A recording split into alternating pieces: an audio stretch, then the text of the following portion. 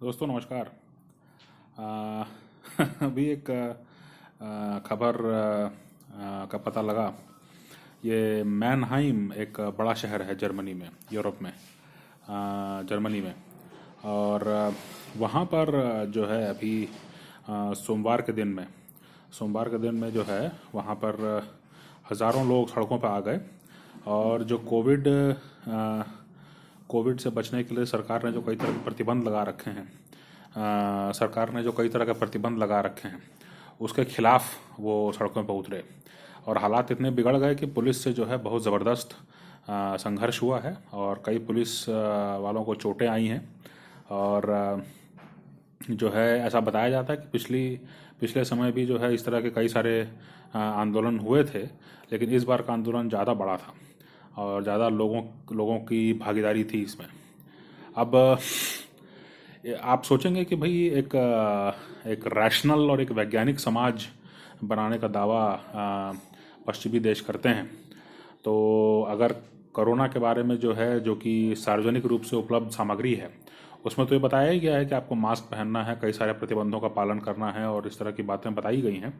तो सवाल उठता है कि फिर वो करना क्या है, मतलब उसमें उनको क्या दिक्कत है और क्यों पुलिस लगानी पड़ रही है, या क्यों जो है आमतौर से तो माना जाएगा, अगर हम जो हमारी छवि हमारे दिमाग में है कि गोरे लोगों का देश और पश्चिमी देश और एक वैज्ञानिक समाज और एक चीज़ों को समझने वाला समाज और किसी भी प्रकार का जो है धर्मांधता और इस तरह की चीज़ों से मुक्त समाज बना चुके हैं वो, है ना।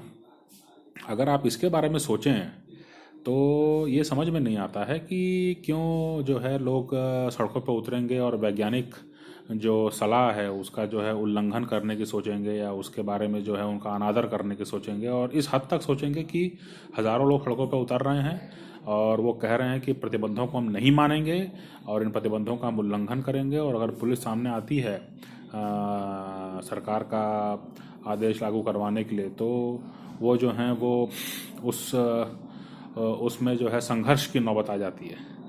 तो इसमें कुछ बातें माने बहुत कॉमन सेंस अगर आप लगाएं, कुछ बातें समझ में आती हैं। एक तो ये कि जो है पश्चिमी समाज जो है वो द्वितीय विश्व युद्ध के बाद जो है बहुत ज़्यादा खुला समाज रहा है और किसी भी तरह के नियंत्रण या किसी भी तरह की जो है पाबंदी से मुक्त रहा है।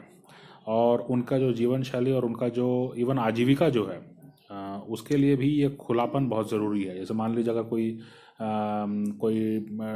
कोई ड्रिंक्स बार चलाता है, या कोई इस तरह का कोई मतलब अपना एक छोटा सा व्यापार चलाता है, तो जाहिर सी बात है कि वो लोग बेसिकली ये चाहते हैं कि यहाँ का मौसम इतना अनुकूल है और यहाँ पर खुलापन है और यहाँ पर जो है दुनिया भर से लोग आएंगे। और दुनिया भर से लोग आएंगे तो जाहिर सी बात है कि 4-5 लोग, 10 लोग, 20 लोग हमारे यहाँ भी आएंगे, और जो सामान का मूल्य है वो इतना सही होगा कि उससे जो है उस व्यक्ति की भी आमदनी होगी और वो उसी से जो है अपना गुजारा कर सकेगा। तो अब जाहिर सी बात है कि जब अगर प्रतिबंध लगेंगे कोरोना के कारण और ये कहा जाएगा कि भाई आप इकट्ठे मत होइए, या आप मास्क लगाइए, या दूरी बना के रखिए, तो ऐसे सारे व्यवसाय जो हैं वो बिल्कुल खटाई में पड़ गए हैं। और अब जो है उनके सामने कहीं ना कहीं चिंता की माने जो रोज़मर्रा की जो दिक्कतें हैं वो ज़्यादा बड़ी होती जा रही हैं। और दूसरी बात ये है कि ये 2-3 पीढ़ियों से, मतलब द्वितीय विश्व युद्ध के बाद से 2-3 पीढ़ियाँ निकल चुकी हैं जब जो इस इन इन पश्चिमी देशों के लोगों को इसकी आदत है कि वो इस तरह के खुलेपन को देखे हैं और इसको जो है इसी को वो जानते हैं। इसके सिवा जो है किसी तरह के बंधन या प्रतिबंध में रहना वो नहीं जानते हैं। तो अब जो है उनको बहुत ज़्यादा कठिनाई का सामना करना पड़ रहा है।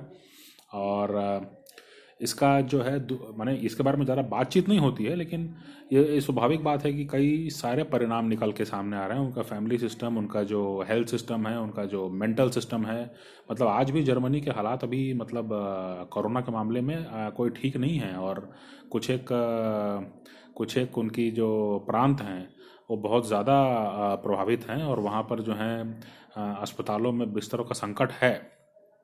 ये तब है जबकि वहाँ पर जो है बहुत ज़्यादा आबादी नहीं है, बहुत ज़्यादा कंजेशन नहीं है, और स्टेट ऑफ द आर्ट और फर्स्ट वर्ल्ड कंट्री कहलाता है, इंडस्ट्रियल रोबोटिक्स में लीडर है। जाहिर सी बात है कि और पूरे यूरोपियन यूनियन से भी जो है मदद मिल सकती है, अमेरिका से मदद मिल सकती है, नेटो का सदस्य है। तो हर तरह से जो है संपन्न और सर्व सुविधा संपन्न समाज होने के बावजूद भी इतने संघर्षों का सामना आज उसको करना पड़ रहा है। और ये प्राय देखा जाता है कि लगभग हर पश्चिमी देशों में जो है इस तरह के प्रोटेस्ट्स, इस तरह के जो आंदोलन है वो निकल के आ रहे हैं।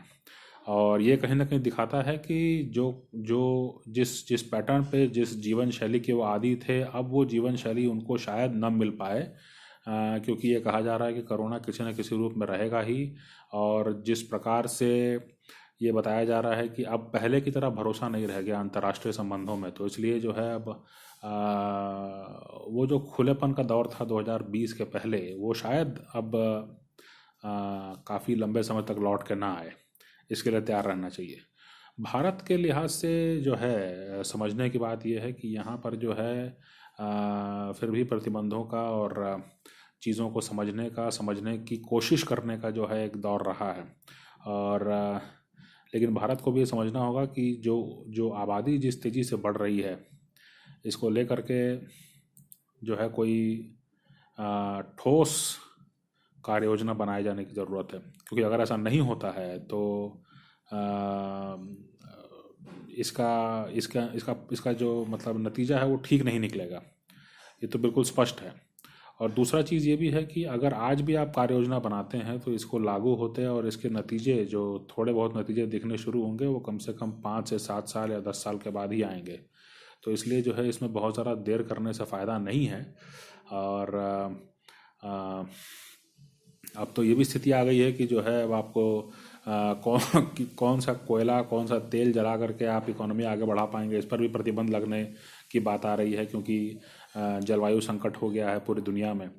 तो इन सभी लिहाज से जो है भारत को जो है अपना एक ट्रांसफॉर्मेशन की ज़रूरत है। और हमेशा जो है ये पेटी पॉलिटिक्स में जो है डोमेस्टिकली तू मैं में लगे रहने से फ़ायदा नहीं है।